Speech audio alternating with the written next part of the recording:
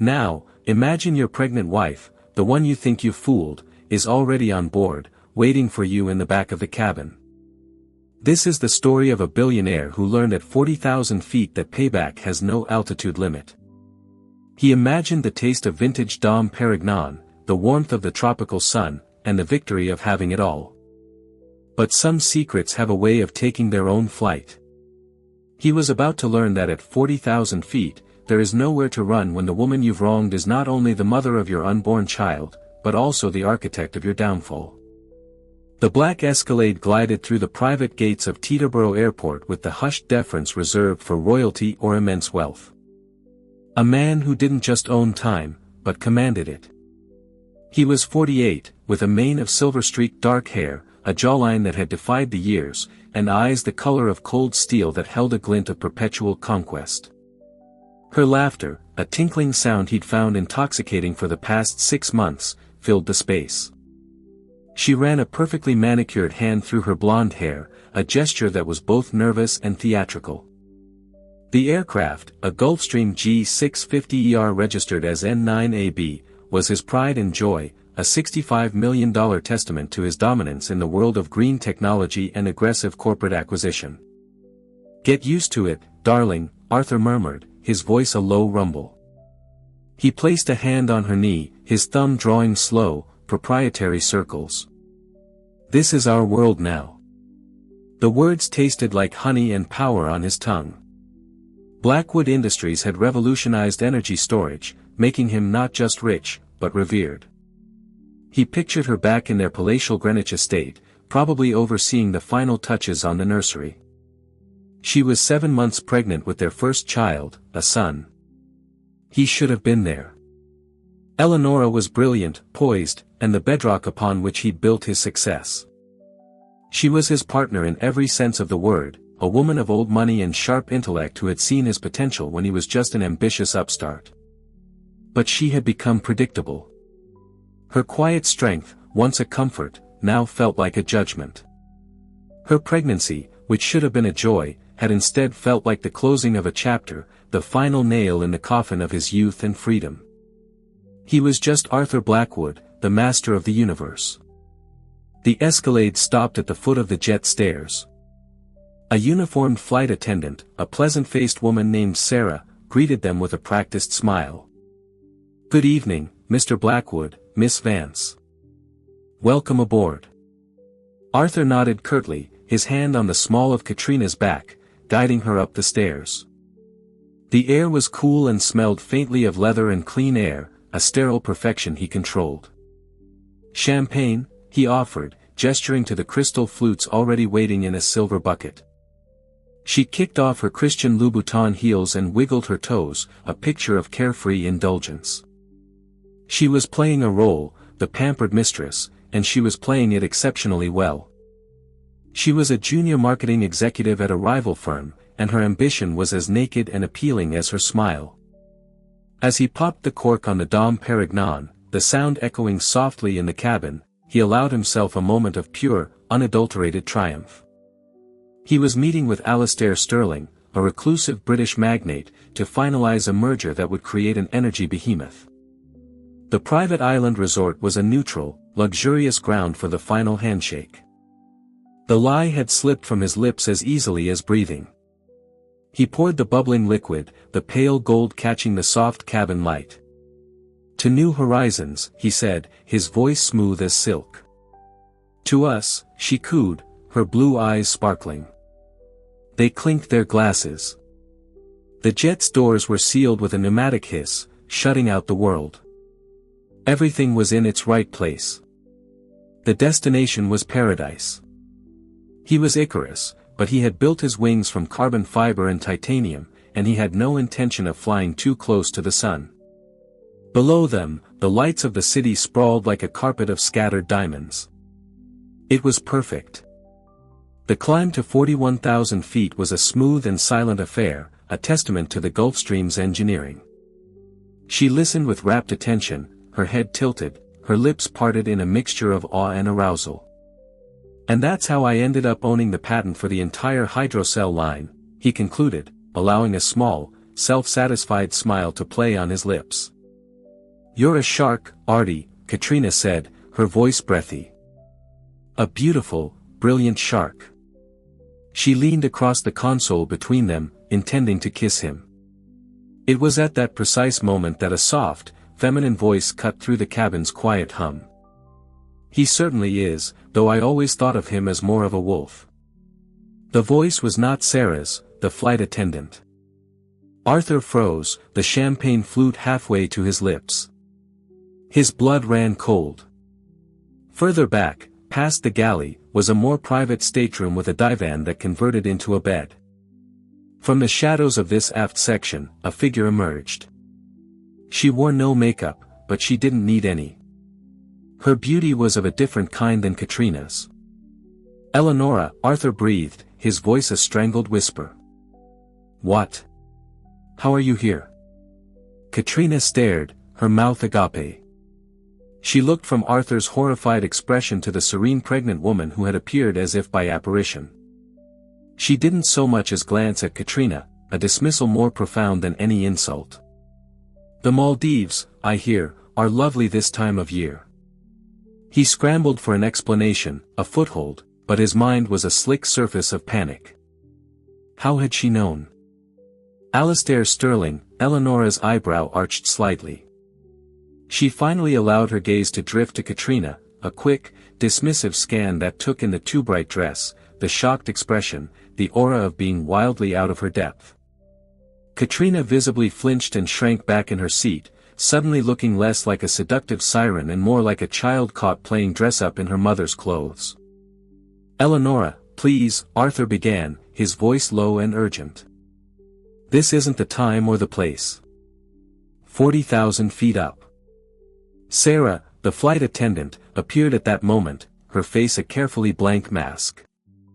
She looked only at Eleonora. "Would you care for anything, Mrs. Blackwood? Perhaps some chamomile tea?" The casual exchange was a dagger in Arthur's gut. Mrs. Blackwood. The crew knew. They were her accomplices. His pilot, Robert, had been with him for over a decade. He had been betrayed by his own staff. How, he asked, the single word encompassing a universe of questions. "You seem to be operating under a misapprehension, Arthur. I don't need permission to board it." The ground fell away from beneath him for a second time, a psychological plunge far more jarring than the jet's initial ascent. Of course, the asset restructuring, an exercise in tax law esoterica that his lawyers and Eleonora, with her sharp financial mind, had overseen. He'd barely paid attention, signing whatever documents she'd put in front of him, trusting her implicitly. His own complacency, his own dismissive trust in her quiet competence, had become the weapon she was now wielding against him. Trapped in a multi-million-dollar prison of his own creation, with his pregnant wife as the warden and his mistress as his fellow inmate. The flight to paradise had just become a slow, excruciating descent into hell. Eleonora cradled it in her hands, her movements serene and unhurried. His thoughts raced, cycling through denial, rage, and a rapidly growing sense of dread. He remembered their beginning. He was a brash engineer with a revolutionary idea and a failing startup. She hadn't just invested her family's money, she had invested herself. He couldn't pinpoint the exact moment. It was a slow erosion, a gradual drifting apart, carried on the currents of his own success. As the company grew, so did his ego. He had started to feel constrained. Katrina was the antithesis of that. She demanded nothing of his mind, only his wallet and his attention. She was a reflection, not a partner, a smooth, flattering mirror showing him the powerful, untethered man he wanted to be. "I imagine you have questions," Eleonora said, her voice pulling him from his reverie. Before Arthur could respond, Katrina, who had been preternaturally silent, finally found her voice. It was brittle, laced with a tremor of fear and humiliation. "Who do you think you are?" she snapped, directing her words at Eleonora. "I am his wife," Eleonora cut in, her tone as sharp and cold as breaking ice. She still didn't look directly at Katrina, addressing her as one might an annoying insect. And the mother of his son. The calculated cruelty of the remark landed with pinpoint accuracy. Katrina paled, her bravado crumbling into dust. She was not a player in this game. She was the board itself, something to be cleared away when the real players made their moves. But Arthur was paralyzed. He was caught in a no-man's land of his own making. He chose a third option, deflection. My relationship with Ms. Vance is a professional one. The lie was so audacious, so insulting to her intelligence, that a flicker of something, was it amusement or pity, crossed Eleanora's face. Does she take minutes, Arthur? Or is her role more hands-on? The thinly veiled crudeness was so unlike her that it stunned him. The Eleanora he knew was above such things, always maintaining a veneer of perfect propriety. This was a new Eleanora, one who had shed her customary restraint. Let's not debase ourselves with flimsy lies, she continued, her voice hardening. I know everything. I've known for 4 months, since the gala at the Met where you spent more time with her than your own wife. You're not as subtle as you think you are, Arthur. She had known for 4 months. The realization hit him like a physical blow. He thought of all the clandestine dinners, the whispered phone calls, the carefully constructed alibis. All of it had been a charade played for an audience of one who was never actually deceived. It was the patience of a hunter. He had underestimated her so profoundly it was tantamount to a strategic blunder of catastrophic proportions. He had viewed her as a domestic fixture, a part of the beautiful, static background of his life. He had forgotten that the person who helps you build an empire knows exactly where all the load-bearing walls are. The jet bucked, and a champagne flute slid from the console, shattering on the plush carpet. But Eleanora didn't even flinch. She simply held her teacup, her hand perfectly steady, her eyes locked on his. It will pass. The real storm, Arthur, is the one we're flying into. The jet stabilized, the seatbelt sign flicked off, but the oppressive tension in the cabin only intensified. Arthur felt exposed, his authority stripped away layer by layer. He was no longer the master of this domain. He needed to regain control, to steer the conversation back to familiar territory. Business. You mentioned Alastair Sterling, he said, forcing a semblance of his usual boardroom tone. This merger is critical, Eleanora. It's the culmination of 5 years of work. He was trying to reframe the situation, to position himself as the guardian of their shared legacy, implying that her actions were emotional and reckless. The Vanguard Project, she said, naming the top-secret merger. A legacy for our son. Yes, I'm intimately familiar with it. She paused, letting the statement hang in the air. I'm also familiar with the revised term sheet you submitted to Sterling's people last Tuesday. The one you submitted without consulting the board, or me. It included a clause buried deep in the appendices that would grant him unprecedented personal control over the newly formed entity. It was a power grab, a final move to make the empire truly his and his alone. Only his personal lawyer and his most trusted CFO knew the details. How did you, he started, but couldn't finish. I have a family office that has been managing billions for 3 generations. Your man is good at hiding numbers. I believe the clause in question was Section 11, subsection C. You were planning to divorce me after the deal was signed, weren't you? Leave me with a handsome settlement, but no real power in the company I helped you build. It was not a question. It was a statement of fact. He had no response. Katrina, sensing the shift from a domestic dispute to something far more complex and dangerous, looked between them with wide, confused eyes. The words merger, term sheet, and voting rights were from a language she didn't understand. She only understood that the ground beneath her own ambitions was cracking. The most interesting part is Alastair Sterling himself. He's a notorious recluse, an old-school titan. He's famously protective of his family name and legacy. He once scuttled a billion-dollar deal because he discovered the CEO of the other company was having an affair with his son's wife. She let that piece of information settle in the silent cabin. The engines hummed, indifferent. Arthur felt a wave of nausea. It was a detail only someone with deep connections in that rarefied world would know. "I took the liberty of calling Alistair this morning," Eleonora said, her voice now light, almost conversational. "We had a lovely chat. I've known his daughter, Penelope, since our days at boarding school in Switzerland. We spoke about old times." Arthur felt the last vestiges of his composure shatter. The air left his lungs. He had flown into a meticulously laid trap. The meeting with Sterling wasn't a signing, it was to be his execution. "You've just torpedoed the value of your own stock, our future, everything. I didn't let it end there. That would have been untidy, destructive. And I am a builder, not a demolisher." It was the look she used to get when they were on the verge of a breakthrough, the look that told him she saw the path forward when all he saw were obstacles. One based on trust, transparency, and a shared vision. The world had just been remade, and he was no longer at its center. He stared at her, at this woman he thought he knew, this woman he had dismissed as a quiet, domestic creature. She hadn't just exposed his affair. She had hijacked it.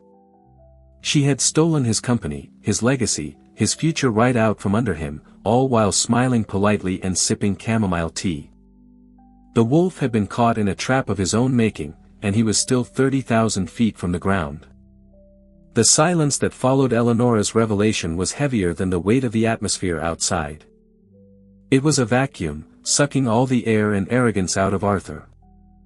The affair, the secret clause, his trip to the Maldives. Interim CEO, he finally choked out the words, tasting like ash. The board would never approve it. By attempting to disenfranchise them with your secret term sheet, you voided that contract. I sent a copy of that term sheet, along with a summary of my conversation with Sterling, to every board member an hour ago. He looked for an angle, a weakness, any leverage at all. It was Katrina who broke the spell. Her fear had finally curdled into a desperate, spiteful anger. "You sit back and play the long-suffering saint while you plot to ruin him." She turned to Arthur, her eyes blazing. "Don't let her do this, Artie." Arthur didn't even look at her. "Why?" he asked, his voice barely a whisper. "Revenge?" Eleonora's gaze softened for the first time, a flicker of the woman he once knew shining through the icy facade. "She is a symptom, not the disease." She leaned back, resting a hand on her stomach. "I watched you lie to me, your partner, the woman carrying your son. And through it all, you were lying to yourself, pretending you were still the hero of your own story." His hubris had become a cancer, metastasizing through every part of his life, and she was performing a radical, painful surgery to save the larger organism. "Is it?" she countered. "As a co-owner of this jet, I have a right to be on it. As an acquaintance of Alistair Sterling, I have a right to speak with him about his business dealings, especially when they directly impact my own assets. My legal team is far better than yours. You should know that. I'm the one who hired them for you." Every sentence was another door slamming shut. He looked around the cabin, this gilded cage he had built, and saw it for what it was, a monument to a hollow man. And in that moment, all he felt was a profound, soul-crushing weariness. She was a complication he no longer had the energy to manage, a symbol of the cheap, easy thrills he had chosen over the deep, challenging partnership he had thrown away. "She can order her own," Eleonora said quietly, but with an unmistakable edge of finality. "From this moment on, Arthur, you are no longer in a position to give orders on this aircraft, or anywhere else." He wasn't just losing a deal or a company. He was losing his identity. Arthur Blackwood, the titan, the visionary, the master of the universe, was gone. In his place was just a man, a cheat, a failure, trapped in a metal tube hurtling through the stratosphere with the two women who represented the ruin of his past and the bleakness of his future. As the sun began to cast a pale, ethereal glow on the endless expanse of clouds below, the jet began its slow, graceful descent toward the Maldives. The archipelago appeared as tiny emeralds scattered across a turquoise silk sheet. A vision of paradise that felt to Arthur like the cruelest of jokes. An announcement chimed softly through the cabin. Her expression was no longer one of icy fury or disappointment. It was something more akin to serene finality, the look of a person who has completed a difficult but necessary task. First, divorce papers. They cite irreconcilable differences and include a comprehensive infidelity clause. It has already been granted by a judge. Arthur stared at the folder, unable to bring himself to touch it.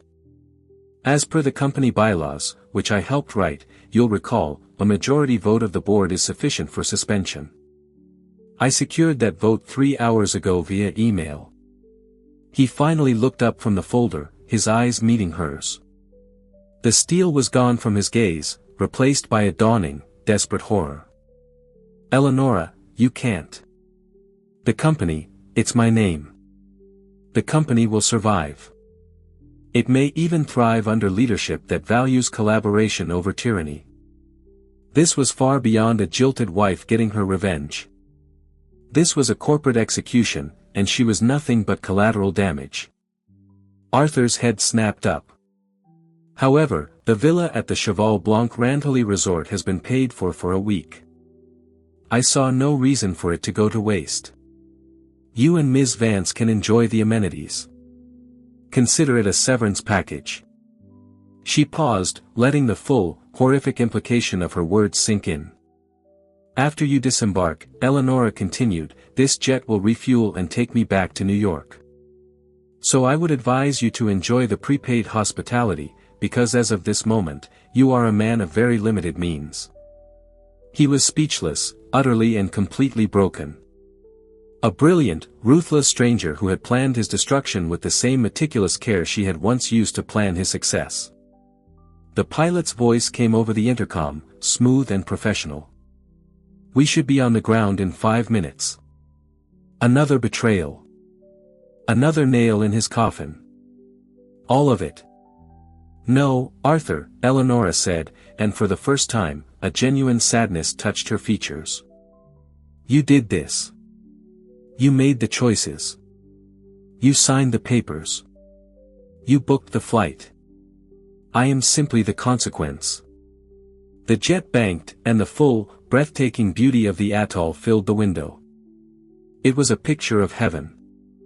Through the opposite window, Arthur could see the runway, a stark gray line cutting through the perfection. It looked like a scar, a final destination, the end of the line. The Gulfstream touched down on the tarmac of Valana International Airport with a gentle kiss of rubber on asphalt. For a moment, the only sound was the faint whine of the engines powering down and the frantic, useless thumping of his own heart. A wave of thick, humid, salt-laced air flooded the cabin, a physical presence that was both suffocating and accusatory.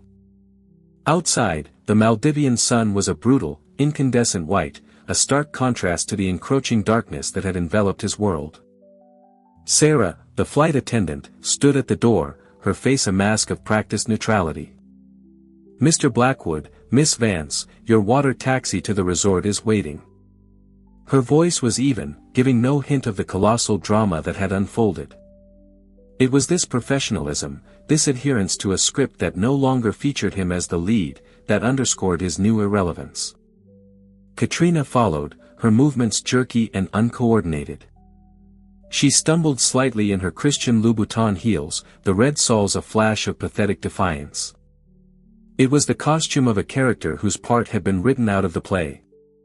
Eleonora met her gaze not with triumph, but with a cool, detached pity. The world outside the jet was a cacophony of unfamiliar sounds, the distant roar of a commercial airliner, the shouts of ground crew in a language he didn't understand, the cry of a seabird. He could feel Eleonora's presence behind him, a silent, powerful weight, the epicenter of the earthquake that had leveled his life. He had traded it all for a series of cheap thrills and the hollow echo of his own voice in rooms filled with sycophants. He and Katrina descended the stairs. The moment their feet touched the hot, sticky tarmac, the jet stairs began to retract with a smooth, robotic whine. The door closed with a decisive pneumatic hiss, the sound as final and irrevocable as a bank vault being sealed for the last time.